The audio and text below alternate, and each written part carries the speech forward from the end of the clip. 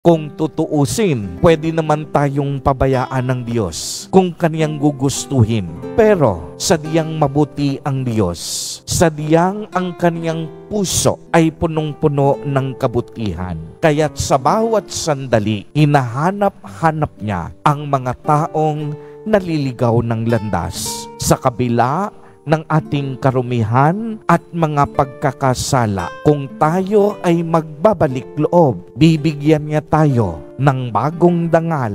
Lilinisin niya tayo sa ating mga kasalanan at hindi siya magdadalawang isip na pagkalooban tayo ng buhay na walang hanggan, upang sa gayon, habang tayo'y nabubuhay, makasunod tayong mabuti sa kalooban ng Ama. Amen. Purihin at dakilain natin ang ating Panginoon, ang mahal na poong Jesus Nazareno.